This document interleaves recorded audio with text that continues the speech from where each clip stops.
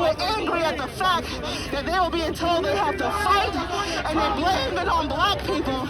And Red Summer 1919 was the result. Right here in New York City, the streets flowing with the blood of black men and women and children. If you don't believe me, look at the movie Gangs of New York. Look at that scene when they went around Fifth Avenue and started destroying. It says they went toward even a black baby orphanage. And the one brigade, my former brigade, the 80th Brigade, were the soldiers that were sent to protect the black orphanage because the whites who were angry at being called up to fight in the Union Army took their frustrations out on black people. This is what we're talking about. We're talking about when black people who have good credit and who have education go to try to get a bank loan for a house or a business and they're denied. We're talking about a situation where a white person and a black person are friends. The white person who has a certain credit score and doesn't make a certain amount of money goes to apply for an apartment and gets one offer of a rent. And then their black friend goes to apply for the same apartment who has more education, makes more money, and have a higher credit score, and is offered the apartment at a higher rate. This is the inequality that we're talking about. We're talking about when black men fought in this man's army, Navy, Air Force, and Marines, in the segregated military. They fought for this country, and when they came back, many of them were lynched.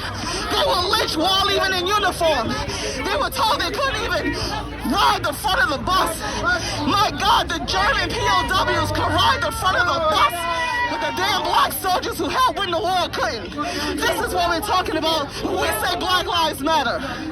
This is what I'm talking about. I'm not talking about anything other than the fact that black men fought and died for this country. You say USA, I say black men served. Black men served. And it's your founding fathers that said anybody who sheds blood for this country, they and their descendants deserve everything that this nation has to offer. That is what I'm talking about. So when I see a Black Lives Matter Muriel, what do I see? I see the men and women in my family who served when the military was segregated. I see the black women in my family who were the first to be the black wax. That is the woman version of the army. That's what I see. I see Red Summer 1919 when 300 plus black people died in one state during the worst national racial massacre. It wasn't a riot. How the fuck can it be a riot when you got men with guns coming into a black community with men, women, and children? How is it a riot when the veterans, the black veterans, decide to fight back? Then the white people get scared and say the black people are killing white people, and then they call in the military. And the very veterans who fought had to fight the damn military that they just fought with. Yes, let us talk about the secrets of this nation. Let's talk about the hidden history. Let's talk about what was done in the dark is now brought to the light. Let us talk about that. These young people out here protesting, they're not stupid. They used to hang out at Starbucks, then they started Googling, then they started finding out about the history. When they waved this flag, these young people have found out about the secrets that they were not taught in college, and they were not taught in high school, and they were not taught in junior high school. These young people have researched.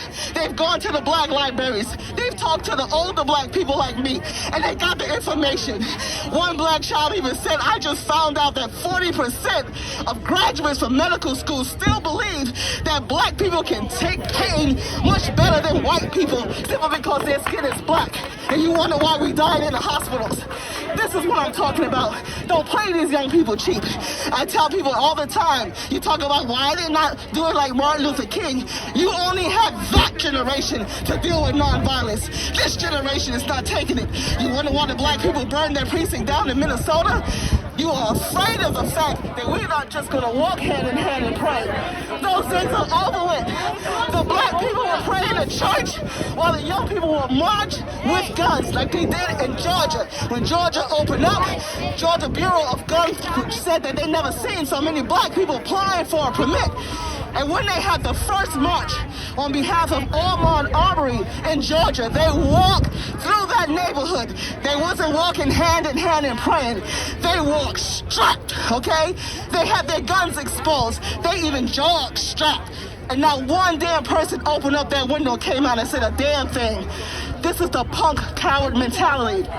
Yes, we want to have a dialogue. But see, we had dialogues before, and you still shot and killed our leaders. We had dialogues before, and you still blew up our churches and killed our kids. We had dialogues before with even your own president, John F. Kennedy, and his brother tried to have a dialogue, and you killed both of them. Let us talk about the history of what goes on in this country, because you... The rights being paid, the Black Lives Matter, we know, been paid $200 million between Soros and Ford. So when somebody gets up here, if you have something to say that's from your heart and on the real tip, you don't have to come and act like a clown, okay? You don't have to come with your butt hanging out. You would show respect for your cause, whatever that might be. So that... How did you guess, baby girl? And you seem to have the sense enough to know better. But I'm not going there, okay? I'm here to say, let's get real. You know something? You got to give the bad guys the credit. You know why you got to give them the credit? Because they found a modus operandi in the beginning, which was divide and conquer, and they still using it, and ain't nobody got the sense enough to see. They set the Black Lives Matter against the police so they can defund the police and declare martial law. Duh, it's not rocket science. They set the Catholics against the Protestants, and all them jammies are white, but they were busy fighting each other. Okay, while Britain sat up there and pointed fingers, okay? They set the Sunni against the Shiite. They didn't have sense enough to remember that they had been neighbors for thousands and thousands and thousands of years. Listen, divide and conquer works if your mind is not busy being activated. This is nonsense. I wouldn't even give this nonsense a word, not even a word of condemnation, because if you're stupid enough not to see that they purposely send this mess out here to disrupt. Don't even give it your energy. Don't even. Keep your eye on the prize, somebody said. Keep your eye on who the real enemy is. The enemy is. Y'all know who the enemy is, and he ain't playing. You don't have time to argue masks. Somebody don't want to wear a mask, that's their face. Okay? Somebody thinks Black Lives Matter, and we know the deal on that. Don't give it your energy. Put your mind. All lives matter, okay? All lives matter. From the beginning. Step off, okay? Because I don't play that, okay? I do not play stupidity. This is a show. Don't give it your attention, okay? I'm just here to tell you, when everybody's locked down, people think they're going to be on the mothership, but I can tell you, they said 144,000. Y'all ain't going to be on it, okay? So you freaking need to do what you can to organize yourself so you can survive, because this nonsense ain't going into the future, okay? This is just a divide and conquer tactic that just keeps you busy arguing amongst yourself, defending against. Bottom freaking line is they coming, okay? And the ones that are coming don't give a shit about any of this, okay? This is just busy work, okay? So, take it upon yourself. Get with somebody, and kind of organize something because as Dane Whittington says, rather buy. So you're being rude because you're being ignorant, okay? Okay?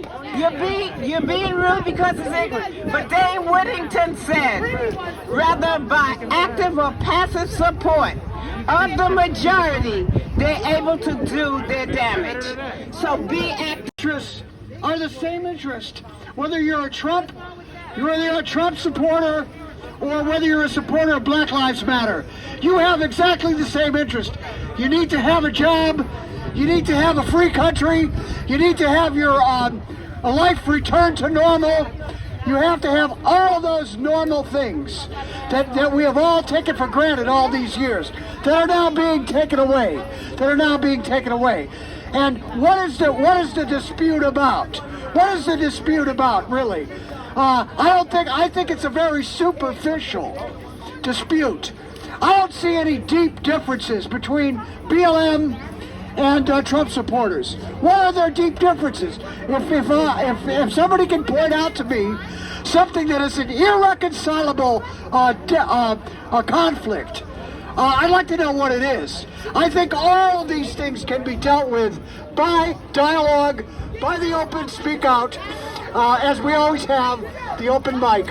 So when people want to come up and speak, feel that okay, that's good, that's a statement. We want to hear that. You believe that, that's fine. You're welcome to come up here and tell us about that. But we need to have dialogue between people. Dialogue and reconciliation on every possible issue, and those things that cannot be resolved, but we can work together. Whether you're BLM or whether you're for Trump, we can work together against those ruling class forces that are oppressing everyone, bringing everyone into a condition of slavery. Slavery is not over with. Slavery is not over with. These forced medical interventions. This is a violation of international law as established by the Nuremberg trials. Learn your history, guys. It's not too late, but we do not have much time. They are at our doorstep. They are inside our house right now. We have people like Linda Rosenthal on the Upper West Side. And I don't want to make personal attacks against Linda Rosenthal. I don't know her personally. But let's talk about the Jewish community here in New York City. I live in Brooklyn. The Orthodox community in Brooklyn is 100% in agreement with everyone here about this horrific eugenicist agenda that is coming down the pike with this vaccine and forcing products into your bodies without your consent. Think about what the Jews went through in Germany and what they're trying to push through with these laws in the New York State Assembly. We're not going to let them, are we? Are you guys going to show up at Linda Rosenthal's office tomorrow? Who knows about tomorrow? 2 o'clock, 72nd Street and Broadway. 230 72nd Street tomorrow, 2 o'clock. Who knows about A11179? Every Jew as a human is a human. But when you are occupied, when you try to against the free speech, you are not with me. I have open opinion. I have opposite opinion. But one thing, please accept from me your respect. You are a human. You are me. You are my family. You have a different opinion. But when you do something, take the law in your hand. That's what we have to talk about.